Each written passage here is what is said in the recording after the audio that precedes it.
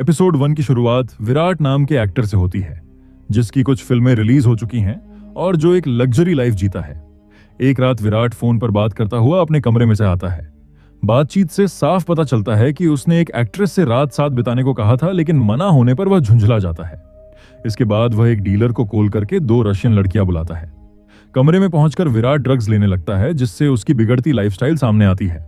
कुछ देर बाद उसके कमरे की डोरबेल बजती है। विराट को लगता है कि लड़कियां आ गई हैं, लेकिन दरवाजा खोलते ही एक अजनबी आदमी उस पर हमला कर देता है। विराट खुद को बचाने की कोशिश करता है, मगर वह आदमी चमकदार रस्सी से उसका गला घोंटकर उसकी हत्या कर देता है। मर्डर के बाद किलर शांति से विराट की लाश को शीशे के सामने बैठा देता है और पास में एक ट्रॉफी रख देता है। किलर का चेहरा नहीं दिखाया जाता। थोड़ी देर बाद रशियन लड़कियां घर पहुंचती है और लाश देखकर घबरा जाती है। पुलिस मौके पर आती है और केस को ऑफिसर पल्लवी संभालती है। कुछ ही देर में मुंबई के कमिश्नर अरुण भी वहां पहुंचते हैं। पल्लवी बताती है कि विराट के कहने पर बिल्डिंग के कैमरे बंद थे। इसी का फायदा उठाकर किलर अंदर आया और मर्डर करके फरार हो गया। लाश देखते ही अरुण को 25 साल पुराने सीरियल किलिंग केस याद आ जाते हैं, जिनमें किलर लोगों को इसी तरह मारकर शीशे के सामने बैठाया करता था। शक के चलते अरुण हैदराबाद की जेल में फोन करता है, लेकिन पता चलता है कि वह संदिग्ध कैदी अब भी जेल में है। अगले दिन कहानी हमें उसी जेल में ले जाती है, जहां हम जीनत नाम की कैदी को देखते हैं। जीनत रोज योगा करती है और जेल के कामों में लगी रहती है। टीवी न्यूज में वह विराट की हत्या की खबर देखती है और चमकदार रस्सी का जिक्र सुनते ही चौंक जाती है। जेलर बताती है कि कमिश्नर अरुण ने उसके बारे में पूछा था। जीनत हाँ कहती है और अरुण के लिए एक मैसेज भेजने को कहती है। इसके बाद रिपोर्टर सूर्यवंशी अरुण से मिलता है और कहता है कि यह मर्डर 25 साल पुराने केस जैसा है और वही सीरियल किलर लौट आया है। अरुण इस बात को नकार देता है और कहता है कि ऐसी खबरें पब्लिक में न फैलाई जाए। सूर्यवंशी उसे पुराने केस की याद दिलाकर ताना मारता है, लेकिन अरुण चुप रहता है। इसी बीच एक रहस्यमयी सीन दिखाया जाता है, जिसमें एक आदमी चुपचाप एक घर में घुसता है, जहां एक कपल और उनकी बेटी सो रहे होते हैं। आगे क्या होता है यह नहीं दिखाया जाता। अगले दिन अरुण जेल में जीनत से मिलने पहुंचता है। जीनत कहती है कि वह इस मर्डर केस में मदद कर सकती है। यही खुलासा होता है कि जीनत का असली नाम मिसेज सीमा देशपांडे है। सीमा बताती है कि मौजूदा किलर उसके ही स्टाइल को कॉपी कर रहा है और उसे पकड़ने के लिए किलर की तरह सोचना पड़ेगा। हमें पता चलता है कि 25 साल पहले सीमा ने 8 लोगों की हत्या की थी और उसी केस में अरुण ने उसे गिरफ्तार किया था। अब फिर से वही पैटर्न शुरू हो चुका है और विराट से पहले भी 2 मर्डर हो चुके हैं। सीमा अरुण से कहती है कि अगर किलर को पकड़ना है तो उसे अपने साथ रखना होगा। इसके बाद अरुण अपने सीनियर से बात करता है। सीनियर को डर होता है कि मीडिया में बदनामी होगी, लेकिन अरुण पूरी जिम्मेदारी अपने ऊपर लेने का वादा करता है। आखिरकार सीमा को जेल से बाहर निकालने की परमिशन मिल जाती है। इसके बाद हम एक आदमी को कुछ ड्रग्स माफिया के लोगों से मिलते हुए देखते हैं। वह वहां के बॉस को बताता है कि जल्द ही माल आने वाला है, और जैसे ही वह अपने पैसे लेकर वहां से निकलता है, तभी अचानक पुलिस रेड मार देती है। मौके पर मौजूद सभी लोगों को अरेस्ट कर लिया जाता है और जेल भेज दिया जाता है। लेकिन जिस आदमी ने डील की जानकारी दी थी, उसे पुलिस अलग से बाहर निकालकर सीधे इंचार्ज के पास ले जाती है। तभी खुलासा होता है कि यह आदमी कोई और नहीं बल्कि एसीपी तेजस है, जो पिछले 3 महीनों से अंडरकवर ऑपरेशन पर था। तेजस गुस्से में पुलिस वालों को डांटता है और कहता है कि बिना पूछे अरेस्ट किसने करने को कहा था। उसकी 3 महीने की मेहनत बर्बाद हो गई, क्योंकि वह जल्द ही बड़े डीलर तक पहुंचने वाला था। इस पर एक पुलिस वाला बताता है कि यह सब कमिश्नर अरुण के ऑर्डर पर किया गया। यह सुनते ही तेजस सीधे अरुण से मिलने पहुंचता है और उनसे नाराजगी जताता है। तब अरुण उसे शांत करते हुए कहता है कि उसके पास एक और उससे भी बड़ा केस है, जो तेजस को ज्यादा दिलचस्प लगेगा। अरुण तेजस को उस केस की फाइल्स देता है और कहता है कि अब से यही केस वह हैंडल करेगा। तेजस फाइल पढ़ना शुरू करता है। इसी बीच जेल में सीमा किचन से कुछ चीज पीसकर अपनी लुंगी में छुपा लेती है, जिसका राज आगे चलकर खुलता है। तभी अरुण तेजस को बताता है कि 25 साल पहले जिन मर्डर्स का जिक्र फाइल में है, वे सभी सीमा ने किए थे, और अब 25 साल बाद फिर से उसी पैटर्न पर 3 मर्डर हो चुके हैं, जहां लाशों को शीशे के सामने रखा गया है। तेजस पूछता है कि अगर सीमा इतनी खतरनाक है, तो वह हैदराबाद जेल में जीनत बनकर क्यों रह रही थी। इस पर अरुण बताता है कि 8वें मर्डर के बाद उसने सीमा को पकड़ा था, लेकिन सबूत सिर्फ एक मर्डर के ही थे। बाकी मर्डर्स का कन्फेशन लेने के लिए सीमा ने शर्त रखी थी कि उसे नई पहचान और दूसरी जेल दी जाए। मजबूरी में पुलिस को यह मानना पड़ा और कन्फेशन के बाद सीमा जीनत बनकर हैदराबाद जेल चली गई। अरुण आगे बताता है कि अब उसी सीमा की मदद से इस नए सीरियल किलर को पकड़ना होगा, क्योंकि किलर उसी का पैटर्न फॉलो कर रहा है। तेजस को यह फैसला सही नहीं लगता, लेकिन वह अपने सीनियर की बात मान लेता है। इसके बाद कहानी में एंट्री होती है तन्वी नाम की लड़की की, जो अपनी बहन दिव्या के साथ एक सैलून चलाती है। तभी वहां तेजस आता है और तन्वी उसे देखकर खुश हो जाती है। यहां पता चलता है कि तेजस और तन्वी पति पत्नी हैं और तेजस ज्यादातर केस की वजह से घर से बाहर ही रहता है। उसी रात दोनों घर पर इंटीमेट होते हैं, जिसके बाद तन्वी तुरंत पिल्स खा लेती है। तेजस पूछता है कि अभी क्यों, तो तन्वी कहती है कि उसने नया सैलून शुरू किया है और पहले सेटल होना चाहती है। कुछ देर बाद तेजस के दादाजी घर आते हैं और तीनों साथ में शांति से डिनर करते हैं। दूसरी तरफ जेल में सीमा के पेट में अचानक तेज दर्द होने लगता है, जिसके बाद उसे तुरंत अस्पताल शिफ्ट किया जाता है। लेकिन यहां बड़ा खुलासा होता है कि यह सब पुलिस की प्लानिंग थी, ताकि सीमा को जेल से बाहर निकाला जा सके। अब सीमा मुंबई में अरुण के साथ इस केस की इन्वेस्टिगेशन करेगी। अरुण के कहने पर एक घर को पूरी सिक्योरिटी के साथ सेफ हाउस की तरह तैयार किया जाता है और सीमा को वहां लाया जाता है। सीमा के खतरनाक अतीत की वजह से पुलिस वाले भी डरे हुए होते हैं कि कहीं वह भाग न जाए। पूरी तलाशी के बाद सीमा को घर में भेजा जाता है। जेल से बाहर आकर सीमा काफी खुश नजर आती है और मौका मिलते ही वह अपनी लुंगी को बेड के नीचे छुपा देती है, जिससे साफ होता है कि उसमें कुछ खास जरूर है। थोड़ी देर बाद अरुण और तेजस सीमा से मिलने आते हैं। सीमा इधर उधर की बातें करने लगती है, लेकिन तेजस सीधे मुद्दे पर आता है और विराट के मर्डर की तस्वीरें दिखाकर उसकी राय पूछता है। सीमा कहती है कि सिर्फ फोटो देखकर कुछ नहीं बताया जा सकता, उसे क्राइम सीन पर जाना होगा। यह सुनकर तेजस अरुण को साइड में ले जाकर कहता है कि सीमा सिर्फ ड्रामा कर रही है और 3rd डिग्री से सच निकलवाया जा सकता है। लेकिन अरुण उसे रोकते हुए बताता है कि सीमा बेहद खतरनाक है। 25 साल पहले उसे कन्फेशन के लिए 3 दिन रिमांड पर रखा गया था, लेकिन वह तब भी हंस रही थी। इसी वजह से पुलिस को उसकी शर्तें माननी पड़ी थीं। इसी बीच हमें वही रहस्यमयी आदमी फिर दिखता है जो पहले एक घर में घुसा था। अब वह एक आदमी को पकड़कर एक कमरे में बंद कर देता है। वह ऐसा क्यों कर रहा है, इसका जवाब आगे मिलेगा। आखिर में अरुण और तेजस सीमा को विराट के क्राइम स्पॉट पर लेकर आते हैं, जहां से इस केस की असली जांच शुरू होने वाली होती है। क्राइम स्पॉट देखने के बाद सीमा बताती है कि किलर ने विराट के हाथ में ट्रॉफी रखी थी, बिल्कुल वैसे ही जैसे उसने अपने तीसरे मर्डर में किया था। अरुण याद दिलाता है कि वह तीसरा मर्डर एक ऐसे नेता का था जिसने एक बच्ची के साथ दुष्कर्म किया था। सीमा कहती है कि किलर ने यह सब उसकी फाइल पढ़ने के बाद ही किया होगा, क्योंकि वरना किसी को उसके मर्डर पैटर्न की जानकारी नहीं हो सकती। अरुण बताता है कि वह फाइल सिर्फ 6 लोगों ने पढ़ी थी। इस पर सीमा कहती है कि उन्हीं में से कोई ना कोई किलर से जुड़ा जरूर होगा। सीमा अरुण से कहती है कि उसने पुलिस की काफी मदद कर दी है, इसलिए वह भी उसकी एक मदद करे। अगले ही दिन वह घर में गैस सिलेंडर और बाकी सामान मंगवा लेती है, ताकि खुद खाना बना सके। इधर तेजस अरुण को बताता है कि उन 6 लोगों में से 3 की मौत हो चुकी है और एक 75 साल का जज है, जिसने फाइल जला दी थी। अब सिर्फ अरुण और एक लॉयर बचे हैं। तेजस दारूवाला से मिलने जाता है, लेकिन फाइल वहां भी नहीं मिलती। दारूवाला शक जताता है कि शायद उसके भांजे होश ने फाइल चुरा ली हो। यह सुनकर तेजस को किलर पर शक होने लगता है। दारूवाला बताता है कि उसकी बहन की मौत के बाद उसने होश को अपने पास रखा था। तभी होश घर आता है और तेजस समझ जाता है कि यह वही लड़का है जिसने पहले एक आदमी को बंधक बनाया था। तेजस उसे पकड़ने की कोशिश करता है, लेकिन होश वहां से भाग जाता है। अब हमें 2020 का फ्लैशबैक दिखाया जाता है, जहां होश जेल में सीमा से मिलने आता है। वह उससे नहीं मिल पाता और एक साथी कैदी को लेटर देकर चला जाता है। बाद में सीमा भी लेटर के जरिए उससे संपर्क करती है। इन लेटर्स से पता चलता है कि होश सीमा को अपना गुरु मानता था और बुरे लोगों को मारना सही समझता था। प्रेजेंट में तेजस सीमा से पूछता है कि क्या उसे पता था कि होश ही किलर है। सीमा साफ कहती है कि ऐसा नहीं था। लेटर्स पढ़कर उसे बस इतना समझ आया था कि होश मानसिक रूप से कमजोर है और गलत लोगों को सजा देना चाहता है। दोनों कभी आमने सामने नहीं मिले थे। इधर होश को फिर दिखाया जाता है, जो उसी आदमी के पास जाता है जिसे उसने बांध रखा था, और वही नायलॉन की रस्सी निकालता है जिससे विराट का मर्डर हुआ था। इसी बीच ऑफिसर पल्लवी अरुण को बताती है कि विराट जैसे 2 और मर्डर हो चुके हैं, जिससे यह साफ हो जाता है कि यह एक सीरियल किलर का काम है। अरुण उसकी तारीफ करता है, लेकिन फिलहाल किसी को कुछ न बताने को कहता है। खाना बनाते वक्त सीमा को लेटर्स याद आते हैं। वह तेजस को बताती है कि 12 जुलाई तक होश नॉर्मल लेटर लिख रहा था, लेकिन 17 अगस्त वाले लेटर में वह काफी भड़का हुआ था। इसका मतलब है कि उन्हीं दिनों कोई उससे मिला था जिसने उसे उकसाया। तेजस दारूवाला से पूछताछ करता है और पता चलता है कि उस वक्त होश एक कंस्ट्रक्शन कंपनी में काम करता था, जिसकी गाड़ी पर चील का लोगो था।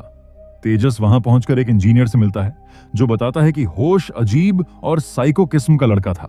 इंजीनियर तेजस को बताता है कि उसने होश को खुद काम पर नहीं रखा था, बल्कि प्रोजेक्ट मैनेजर जतिन के कहने पर उसे नौकरी दी थी।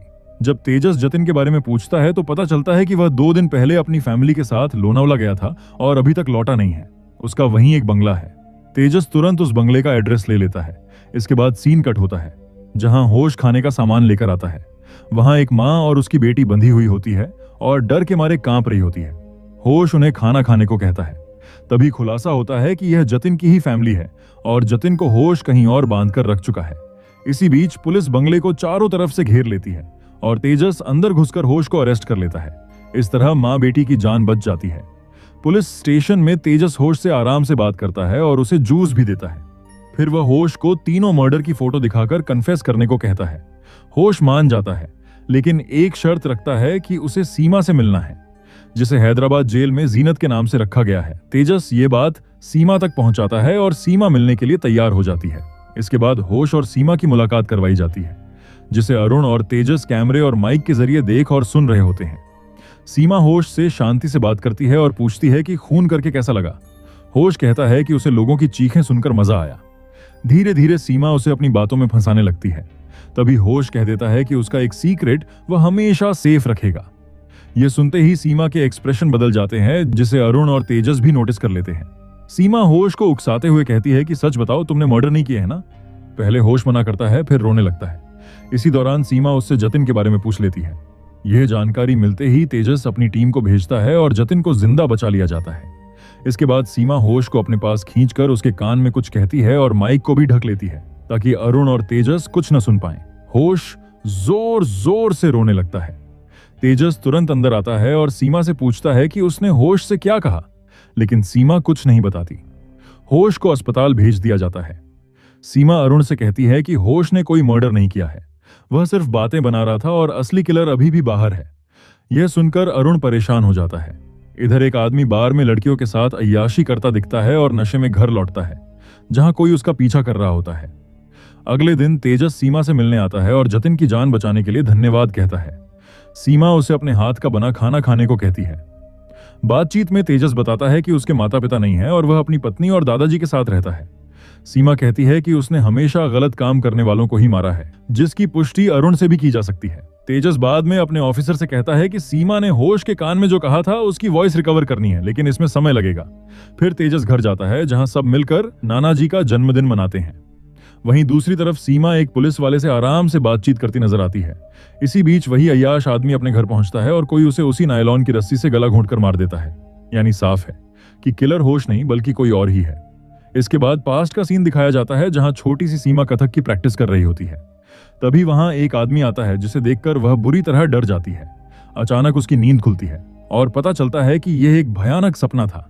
इस याद से घबराकर सीमा रोने लगती है। हाल ही में हुए मर्डर की खबर मीडिया तक पहुंच जाती है और पुलिस से पहले ही चैनल मौके पर पहुंच जाते हैं।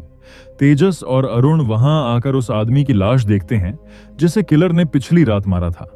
यह भी वही आदमी होता है जो अक्सर बार में लड़कियों के साथ अय्याशी करता था। अरुण कहता है कि किलर अब तेजी से मर्डर कर रहा है, जैसे उसे पता चल गया हो कि पुलिस उसके पीछे है। वह फैसला करता है कि एक स्पेशल टीम बनाई जाएगी, जिसे तेजस लीड करेगा, और टीम को यह नहीं बताया जाएगा कि सीमा भी इस केस में शामिल है। उसी दिन एक नई टीम बनती है, जिसमें पल्लवी भी शामिल होती है। तेजस सभी ऑफिसर्स को अलग अलग टास्क देता है, ताकि मर्डर्स के बीच कोई कनेक्शन मिल सके।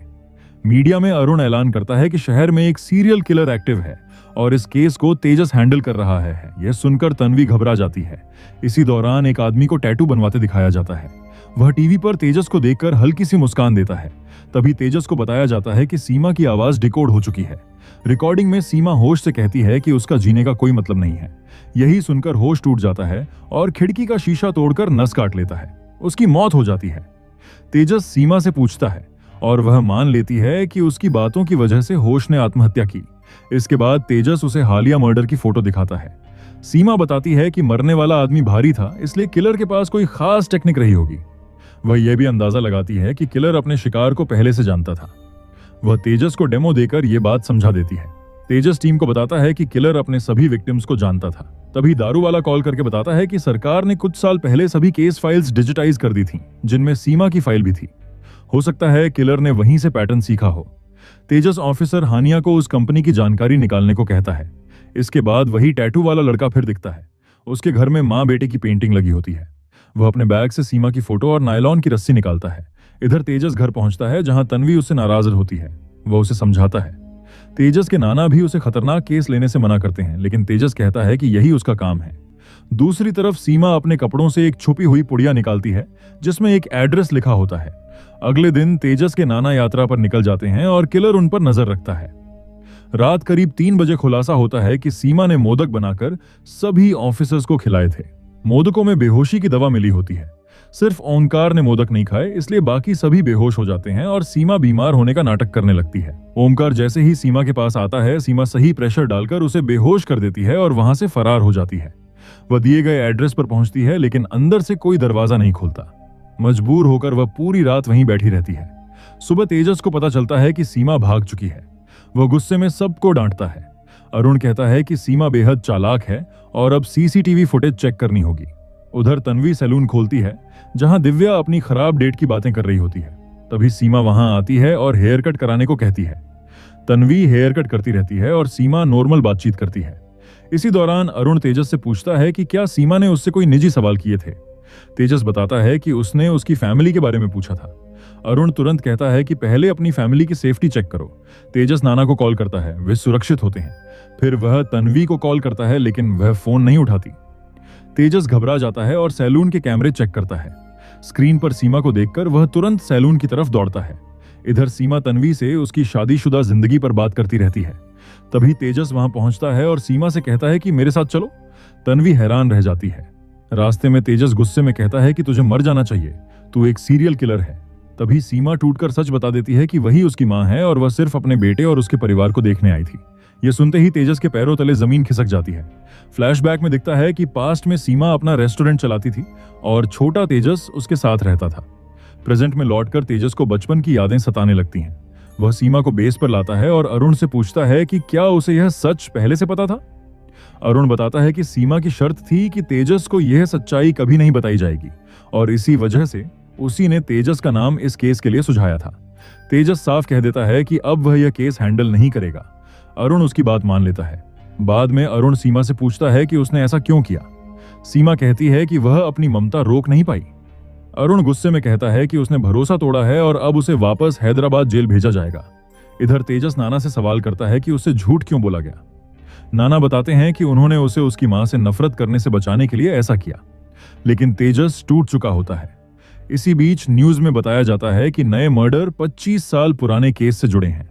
पल्लवी पुरानी फाइल्स निकलवाती है और जाइलो नाम की कंपनी तक पहुंचती है जिसने ये फाइल्स डिजिटाइज की थी। अपनी मां की सच्चाई जानकर तेजस पूरी तरह टूट जाता है। ऐसे वक्त में तन्वी उसका साथ देती है और उसके साथ खड़ी रहती है।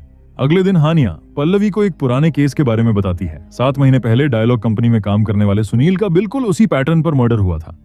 फर्क सिर्फ इतना था कि उसकी लाश कुएं में फेंकी गई थी और आंखें खुली रखने के लिए उनमें ग्लू लगाया गया था।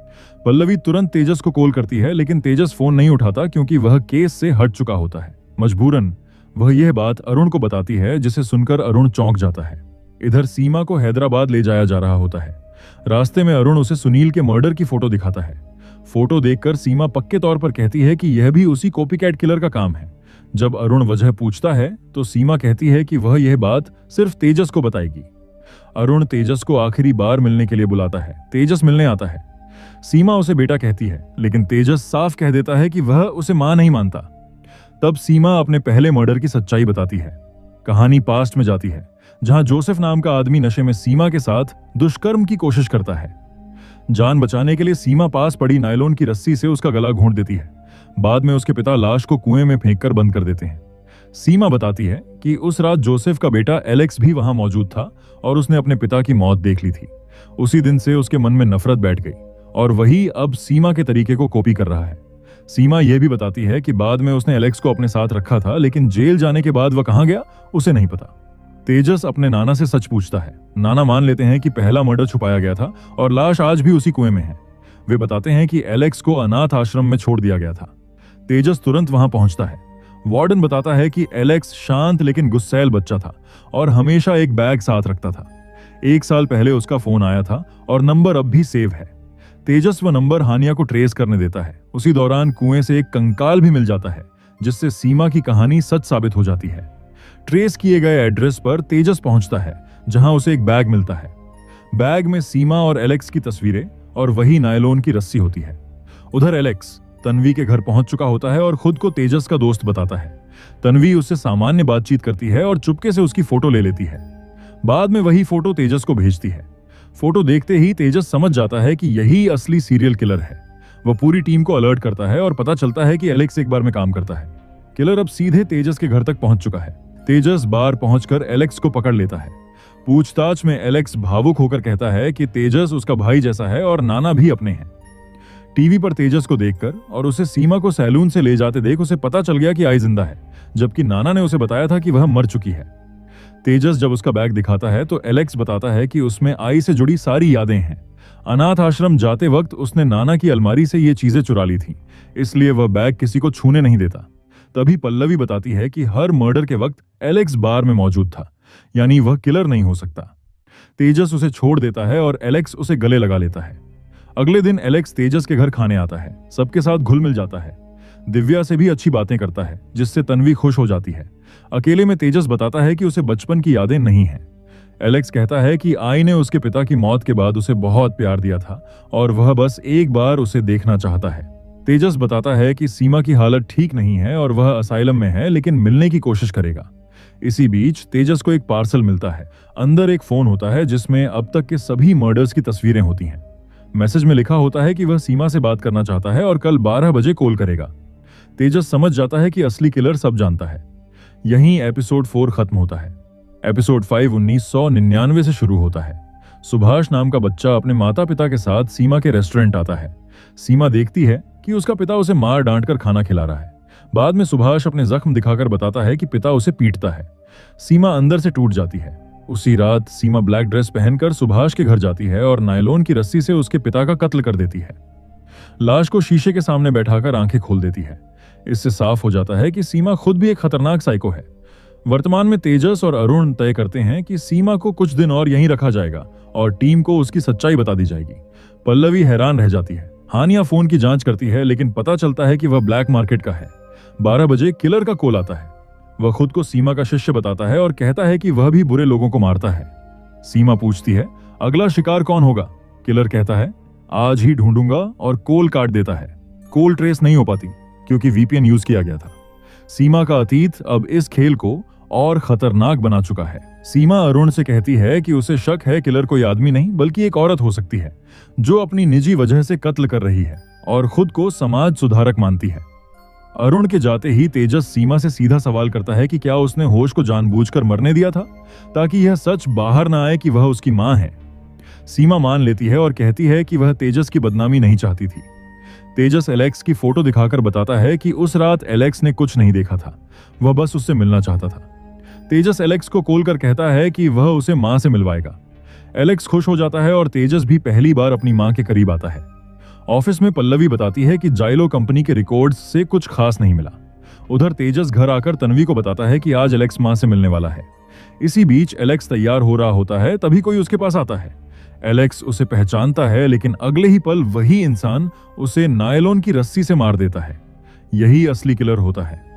तेजस जब एलेक्स को लेने पहुंचता है तो उसकी लाश देखकर टूट जाता है। एलेक्स का अंतिम संस्कार होता है और वीडियो कॉल पर सीमा भी यह सब देखती है। वह अंदर से बिखर जाती है। कुछ देर बाद किलर फिर सीमा को कॉल करता है और 5वें मर्डर की बात बताता है। वह कहता है कि उसकी जिंदगी में कभी किसी ने प्यार नहीं दिया, इसलिए वह मारकर सुकून पाता है। सीमा चालाकी से कहती है कि वह भी 25 साल बाद फिर से किसी को मारने का एहसास लेना चाहती है। किलर उसे अगले मर्डर में शामिल करने को मान जाता है। अगले दिन किलर एक डेंटिस्ट को निशाना बनाता है और वीडियो कॉल पर सब दिखाता है। फेस डिटेक्शन से तेजस क्लिनिक तक पहुंच जाता है। जैसे ही किलर गला घोंटता है, तेजस पहुंच जाता है। किलर भागते हुए तेजस को घायल कर देता है, लेकिन डेंटिस्ट बच जाती है। होश में आने पर तेजस समझता है कि किलर उसे मार सकता था, लेकिन जानबूझकर छोड़ गया। सीमा बताती है कि मर्डर के वक्त किलर वही गाना गुनगुना रहा था जो उसने सालों पहले सुभाष के पिता को मारते वक्त गाया था। शक पक्का हो जाता है कि उस रात किसी ने सब देखा था।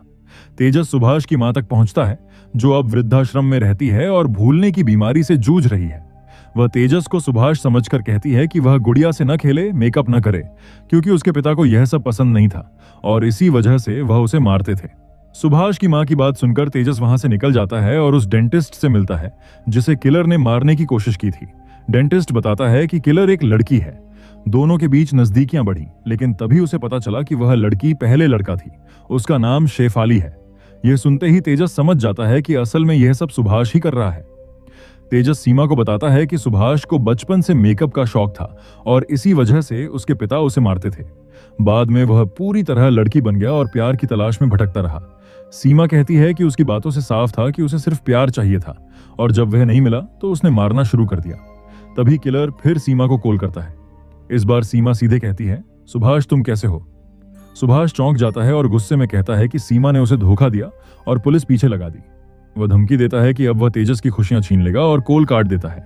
फ्लैशबैक में दिखता है कि पिता की मौत के बाद सुभाष मेकअप करने लगता है। सीमा की मौत की खबर सुनकर वह टूट जाता है। कुछ वक्त बाद वह अपनी मां को वृद्धाश्रम छोड़ देता है, घर बेच देता है और जेंडर सर्जरी कराकर पूरी तरह लड़की बन जाता है। अब बड़ा खुलासा होता है। सुभाष कोई और नहीं बल्कि दिव्या ही है, तन्वी की वही दोस्त जो अब तक सारे मर्डर कर रही थी। इधर तेजस तन्वी को सतर्क करने के लिए कॉल करता है, लेकिन उसी वक्त दिव्या वहां पहुंचकर तन्वी को किडनैप कर लेती है। तेजस सब सुन लेता है। पुलिस दिव्या के घर जाती है, लेकिन वहां कुछ नहीं मिलता। तन्वी को होश आता है तो सामने दिव्या बैठी होती है। दिव्या सीमा को कॉल करके कहती है कि उसने उसके परिवार को तोड़ना शुरू कर दिया है। सीमा तन्वी को छोड़ने के बदले मिलने का ऑफर देती है। दिव्या मान जाती है और जगह बता देती है। तेजस को डर होता है कि दिव्या सीमा को मार देगी, लेकिन तन्वी के लिए सीमा जाने को तैयार हो जाती है। मॉल में दिव्या चेतावनी देती है कि कोई पीछा न करे। फिर चालाकी से वह सीमा को पकड़ लेती है, तन्वी को छोड़ देती है और ट्रैकिंग वॉच फेंक देती है। तन्वी सुरक्षित होती है। वह बताती है कि जहां उसे रखा गया था वहां जाइलो कंपनी के बॉक्स पड़े थे। तेजस तुरंत वहां की तलाश शुरू करवाता है। उधर दिव्या सीमा से कहती है कि उसे देखकर अच्छा लगा, क्योंकि सीमा ही उसकी गुरु थी और उसकी मौत की खबर सुनकर वही सबसे ज्यादा रोई थी। सीमा दिव्या से पूछती है कि आखिर उसके साथ हुआ क्या। दिव्या बताती है कि वह हमेशा लड़की बनना चाहती थी। उसने घर बेचकर जेंडर सर्जरी करवाई और नई जिंदगी शुरू की। जाइलो कंपनी में नौकरी मिली, जहां तन्वी से दोस्ती हुई और सुनील से प्यार हो गया। उसी दौरान कंपनी को पुराने सरकारी केस डिजिटाइज करने का टेंडर मिला। वहीं दिव्या के हाथ सीमा की फाइल लगी और उसे पता चला कि सीमा जिंदा है और हैदराबाद जेल में है। मिलने की कोशिश नाकाम रही तो उसने एक वार्डन को पैसे देकर सीमा की काउंसलिंग फाइल हासिल कर ली। उसी फाइल से उसे सीमा के दर्द और अतीत का सच पता चला। दिव्या कहती है कि उसी दिन उसने तय कर लिया कि वह सीमा की जगह लेकर उसके परिवार को खुश रखेगी। उसने नाना और तेजस के करीब आना शुरू किया, तन्वी और तेजस को मिलवाया और धीरे धीरे पूरे परिवार का हिस्सा बन गई। इधर तेजस की जांच में सामने आता है कि जाइलो में दिव्या और सुनील के रिश्ते की सबको खबर थी। सुनील की हत्या कुएं में मिली लाश से हुई थी। वही दिव्या का पहला मर्डर था। दिव्या बताती है कि जब उसने सुनील को अपनी सच्चाई बताई तो सुनील हिंसक हो गया। उसने दिव्या को बेरहमी से पीटा, जिससे उसकी सर्जरी तक खराब हो गई। लंबे इलाज, दर्द और अपमान ने उसे बदले की राह पर डाल दिया। उसने सुनील को मारकर कुएं में फेंक दिया और फिर हर उस आदमी को मारती गई जिसने उसे ठुकराया। तभी तेजस वहां पहुंच जाता है। दिव्या भागती है, लेकिन तेजस उसे गोली मार देता है। इसी बीच सीमा भाग निकलती है। अस्पताल में दिव्या बताती है कि सीमा आखिरी बदला लेने गई है, क्योंकि काउंसलिंग फाइल में एक ऐसा राज था जो सिर्फ वही जानती थी। तेजस फाइल पढ़ता है और सीमा का खौफनाक अतीत सामने आता है। बचपन में उसके पिता ने उसके साथ दुष्कर्म किया था। मां ने विरोध किया तो पिता ने उसी के सामने मां की हत्या कर दी। उसी दिन से सीमा टूट गई। प्रेजेंट में सीमा अपने पिता के सामने खड़ी होती है। वह माफी मांगता है, लेकिन सीमा उसे मारने ही वाली होती है कि तेजस वहां पहुंच जाता है। अब वह सब सच जान चुका होता है। तेजस गुस्से में नाना पर झपटता है, लेकिन सीमा रोक लेती है। तभी नाना खुद छत से कूदकर मर जाता है। केस खत्म होता है। सीमा को फिर से हैदराबाद जेल ले जाया जाता है। अरुण उसे धन्यवाद देता है, लेकिन रास्ते में तेजस गायब हो जाता है। बाद में वह कार में बंधा मिलता है।